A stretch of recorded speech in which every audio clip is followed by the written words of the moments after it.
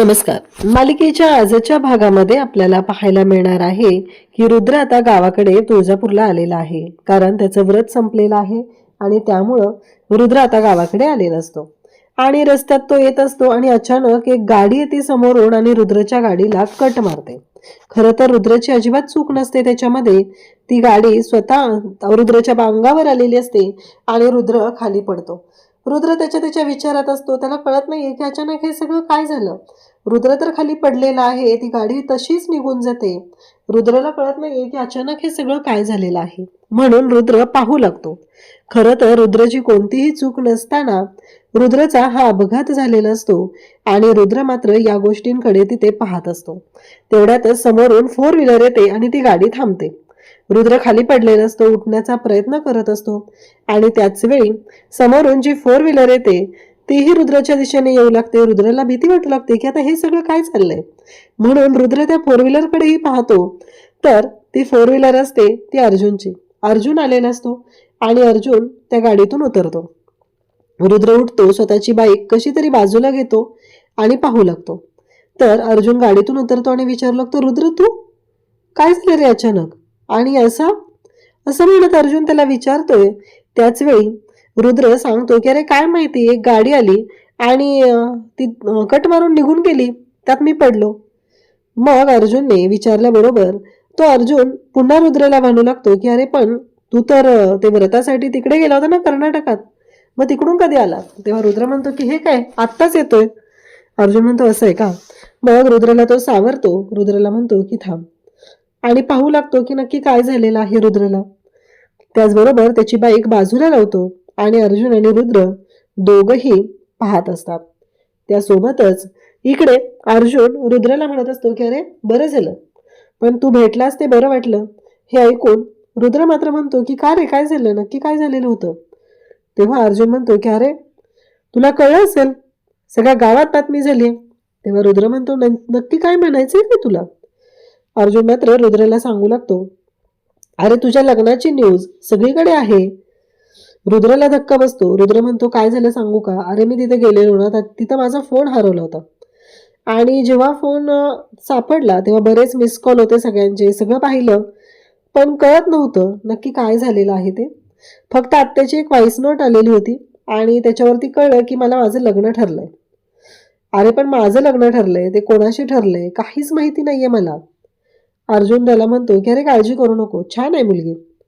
तेव्हा रुद्र म्हणतो पण एक मुलगी आवडत होती रे, आता काय करणार आहे मी. अर्जुनला धक्का बसतो. रुद्र सांगत असतो त्याला जी मुलगी आवडत होती त्या मुलीबद्दल. आता मध्यंतरी बरेच दिवस आमच्यात काही भांडण झालं होतं, गैरसमज झाले होते, त्यामुळे आमच्यात बोलणं झालेलं नाही, असं रुद्र अर्जुनला सांगतो. अर्जुन म्हणतो असं आहे का, पण आता तुझं लग्न ठरलंय, ती मुलगीही खूप छान आहे, अरे तू नशिबान आहेस, असं म्हणत अर्जुन त्याला बोलत आहे. रुद्रला कळतच नाहीये की आता ही कोण मुलगी आहे. रुद्र म्हणतो तुला माहिती आहे का. तेव्हा अर्जुन म्हणतो हो, पण तुझ्यासाठी सरप्राईज आहे, घरी जा कळेल तुला. रुद्रला धक्का बसलेला असतो की हे काय आता नवीनच, आता अजून कोणतं सरप्राईज मिळणार आहे. खरं तर रुद्रला जे सरप्राईज मिळणार असतं, जी मुलगी त्याला आवडत आहे त्या मुलीशी त्याचं लग्न ठरलंय, हे त्याच्यासाठी सरप्राईज आहे. परंतु त्याला ही गोष्ट माहित नाही. रुद्र म्हणतो की हे काय रे, मला कळतच नाहीये, म्हणजे माझंच लग्न ठरलं जातं, मला विचारलं जात नाही, मला काहीच माहिती नाहीये, हे सगळं काय होतंय. असं म्हणत रुद्र हा अर्जुन बरोबर बोलत असतो. त्यासोबतच इकडे पाहायला मिळतं ते म्हणजे काहीही झालं तरीही आता मात्र रुद्राने ठरवलेलं असतं की घरी गेल्याशिवाय आपल्याला कळणार नाही. त्याने अर्जुनला खूप विचारण्याचा प्रयत्न केलेला असतो, पण अर्जुनने एका शब्दानेही उत्तर दिलेलं नसतं. त्यावेळेस रुद्र अर्जुनला म्हणतो की ठीक आहे. अर्जुन म्हणत असतो की अरे तुझ्यासाठी छान सरप्राईज आहे आणि ते तुला घरी गेल्यावरच मिळणार आहे, कशाला काळजी करतोय, आता किती वेळ राहिलाय सांग बरं, आणि ते छान वाटेल तुला. असं म्हणत रुद्रने अर्जुनने रुद्राचीच बोलती बंद केलेली असते. त्याला सांगितलेलं असतं घरी जा तेव्हा तुला कळेल, असं म्हणत अर्जुननेच त्याला छान असं सरप्राईज देऊन टाकलेलं असतं. इकडे मात्र रुद्र विचार करत असतो की काय असेल नक्की माझ्या आयुष्यात, आता कोण आणून ठेवलंय माझ्या आयुष्यात, हा प्रश्न इकडे रुद्रला पडलेला असतो. त्याच वेळेस आपल्याला पाहायला मिळतं की गिरिजाला आवाज येतो, म्हणून गिरिजा येते प्रभासच्या रूमकडे. काहीतरी पडलेलं असतं. खरं तर प्रभासच उठलेला असतो आणि फ्लॉवर पॉट त्याच्याकडून पडलेला असतो. परंतु गिरिजा येते, पाहते तिथं फ्लॉवर पॉट पडलेला असतो आणि मग ती प्रभासशी बोलू लागते. प्रभासला असं म्हणत असते की तुम्हाला असं नाहीये बघवत, तुम्हाला अशा अवस्थेत नाही पाहू शकत आहे. लवकरात लवकर तुम्ही बरे झाले पाहिजे काका, असं म्हणत ती त्यांच्याशी बोलत आहे. त्याच वेळेस इकडे गिरिजा तिथून निघून जाते. प्रभास मात्र पाहत असतो. प्रभास म्हणत असतो की हीच योग्य वेळ आहे. मला आता गिरिजाला सांगायला पाहिजे की या घरची खरी वारसदार तीच आहे, असं आता त्याच्या डोक्यात सुरू झालेलं आहे. परंतु तेवढ्यात नागेश्वर तिथे येतो आणि नागेश्वर म्हणतो की काय झालं ग पोरी? तेव्हा गिरिजा म्हणते आवाज आला ना काहीतरी पडल्याचा, म्हणून बघायला आले होते. तर हा फ्लॉवर पॉट पडलेला आहे. तेव्हा मात्र नागेश्वर म्हणू लागतो की अगं मांजरं फिरत असतात ना वाड्यात, त्यामुळं काहीतरी झालं असेल, बाकी असं काही नाहीये खास. जा एक ग्लास पाणी आणशील का आमच्यासाठी? तेव्हा गिरिजा म्हणते की हो, आणि गिरिजा पाणी आणायला जाते. गिरिजा आता पाणी आणायला गेलेली आहे. तोपर्यंत इकडे नागेश्वरने आता एक टेस्ट करायची ठरवलेली असते की प्रभास शुद्धीवर आलाय का नाही. म्हणजे प्रभास शुद्धीवर आलेला आहे, परंतु प्रभासने ही गोष्ट मात्र सगळ्यांपासून लपवून ठेवलेली आहे. मग गिरिजा पाणी आणायला जाते. नागेश्वर म्हणतो की खरंच मांजरं फिरतायत का हा बोका उठला होता हे चेक केलं पाहिजे. आता नागेश्वर चेक करण्यासाठी तिथे त्याने तलवार ठेवलेली असते आणि ती तलवार घेतो आणि ती तलवार आता प्रभासवरती मारण्याचा प्रयत्न करणार असतो. पण त्याआधी गिरिजाला तिथून हकलणं गरजेचं आहे, म्हणून नागेश्वरने गिरिजाला तिथून पाठवून दिलेलं असतं. आता गिरिजा पाहू लागते. गिरिजा तो पडलेला फ्लॉवर पॉट उचलते आणि ठेवते आणि पाणी आणायला जाते. नागेश्वर इकडे त्या कपाटावर ठेवलेली तलवार घेतो आणि म्हणतो की नक्कीच बघायला लागणार आहे हा बोका उठलाय का काय झालंय ते. कारण नागेश्वरचं एकच काम आहे की एकदा का प्रभास उठला की नक्की त्या अंगद महाजनची मुलगी कोण आहे हे फक्त प्रभासला माहिती आहे, ते शोधायचं आणि मग बंदोबस्त करायचा, असंच डोक्यात असतं. इकडे अर्जुनने काही केलं रुद्रला सांगितलेलं नसतं. अर्जुन म्हणत असतो की चला आम्ही खूप एक्सायटेड आहोत तुझ्या लग्नासाठी, घरीही सगळी तयारी सुरू आहे, सगळेजण खूप आनंदात आहेत, तुलाही भारी वाटेल. तेव्हा इकडे तो म्हणत असतो पण एक मुलगी आवडत होती रे, म्हणजे आमच्या दोघांचं छान जमायचं, छान मैत्रीही झाली होती.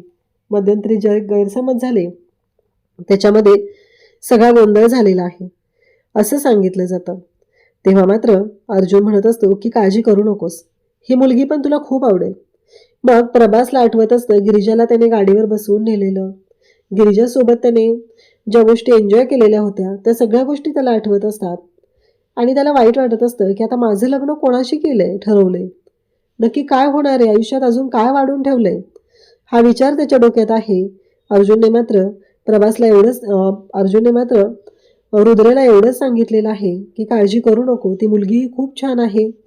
खरं तर गिरिजा ती मुलगी आहे हे अर्जुनला माहिती आहे, पण अर्जुन मात्र ती गोष्ट जाणीवपूर्वक रुद्रपासून लपवतो, कारण घरी गेल्यावर त्याला छान असं सरप्राईज मिळावं. खरं तर अर्जुनला माहित नाहीये की रुद्रला आवडणारी मुलगी गिरिजाच आहे. खरं ते माहिती असतं तर नक्कीच अर्जुनने एका दमात सांगून टाकलं असतं की तुझ्या आवडत्या मुलीशीच तुझं लग्न ठरतंय, पण अर्जुनलाच ते माहिती नाहीये. शेवटी मग दोघंही जायला निघतात. इकडे अर्जुन खुश असतो की कसं का होईना आता रुद्रचं आयुष्य मार्गी लागणार आहे आणि रुद्रच्या आयुष्यात येणारी मुलगी ही गिरिजा असणार आहे, ती खूप छान आहे हे अर्जुनला माहिती आहे, पण त्या दोघांच्या मैत्रीबद्दल माहित नाहीये, म्हणून थोडंसं अर्जुन सुद्धा आता नाराज झालेला असतो. तर इकडे आता नागेश्वरनं ती तलवार घेतलेली असते आणि मुद्दामच फरशीवरून ती तलवार घासत घासत म्हणजे त्याचा आवाज करत प्रभातच्या दिशेने घेऊन येत असतो. कारण त्याला बघायचं असतं प्रभातच्या हालचालींकडे, त्याचं बारीक लक्ष असतं प्रभातच्या हालचाली आहेत का, सुरू झालेत का, तो खरंच उठलाय का, या सगळ्या गोष्टी त्याला बघायच्या असतात, म्हणून त्याचं हे सगळं चाललेलं आहे. तेव्हा मात्र इकडे नागेश्वर प्रभातच्या दिशेला येतो आणि त्यावेळेसच पाहायला मिळतं की आता नागेश्वर ती तलवार घेऊन येतो, अगदी प्रभासच्या तोंडावरून वगैरे ती तलवार फिरवत असतो.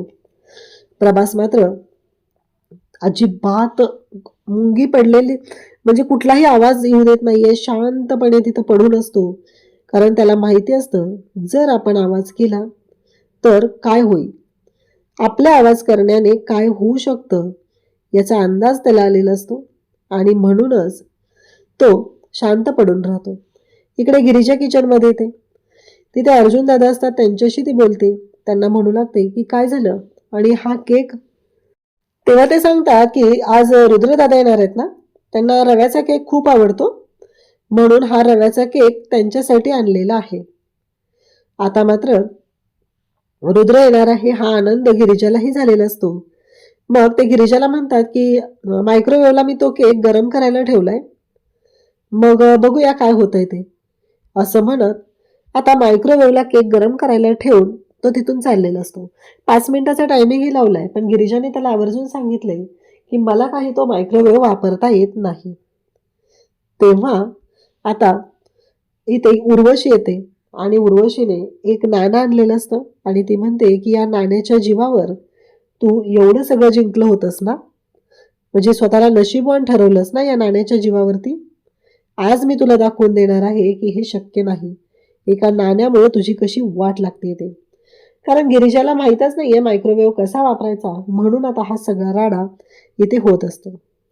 तेव्हा मात्र इकडे पाहायला मिळतं ते म्हणजे की काहीही झालेलं असलं तरीही काही गोष्टी अशा पद्धतीने घडत आहेत की उर्वशीने आता त्या केकमध्ये तो जो ते जे नाणं असतं ते ठेवलेलं असतं आणि तो ब्लास्ट होणार असतो आणि त्यामध्ये गिरिजा अडकली जाणार, गिरिजा उद्ध्वस्त होणार, हा तिचा डाव असतो.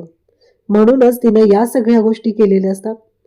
आणि त्याबरोबरच इकडे आपल्याला पाहायला मिळतं की आता तिथे ब्लास्ट व्हायला लागलेलं असतं, स्पार्क होत असतं आणि नेमका तिथं आलेला असतो तो म्हणजे रुद्र.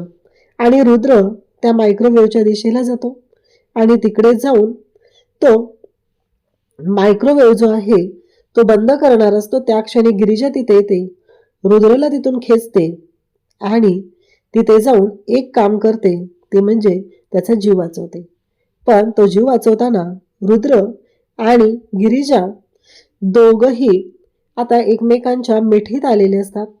दोघंही एकमेकांच्या मिठीमध्ये तिथे किचनमध्ये पडलेले असतात. रुद्राच्या अंगावरती गिरिजा पडलेली असते आणि त्याचबरोबर आपल्याला पाहायला मिळतं की जेव्हा या सगळ्या गोष्टी घडत असतात तेव्हा मात्र आता रुद्रला वाचवण्यासाठी तिथं गिरिजाने जे काम केलेलं असतं त्यामुळे रुद्र फिदा झालेला असतो. सगळेजण येतात, काय झालं, धूर कसला झालाय, काय झालंय. रुद्र तिथं पडलेला दिसतो. दादासाहेब म्हणतात की उठा आणि मग तिथे गिरिजा आणि त्याचबरोबर रुद्रची आई दोघंही एकाच वेळेस रुद्रला उठवायला हात करतात. तेव्हा मात्र तिथं गिरिजा रुद्रला थांबवते, म्हणजे स्वतःचा हात बाजूला घेते आणि आईचा हात तिथं पुढे येऊ देते. म्हणजे रुद्र आणि वासंती या दोघांमधलं नातं आता दृढ होताना आपल्याला पाहायला मिळतं. तेवढ्यातच उर्वशी तिथे येते आणि आरडाओरडा करायला सुरुवात करते, तुला कळत नाहीये का साधं, तुला जर वापरता येत नव्हतं तर कशाला वापरायचा. कारण त्यांच्या घरच्या नोकराने सांगितलेलं असतं की मी गिरिजाताईंना सांगितलं होतं, त्यांनी तो केक गरम करायला ठेवला होता. आता मात्र नागेश्वर म्हणतो की दीदी बस झालं, प्रसंग काय आहे आणि तुमचं बोलणं काय चालू आहे.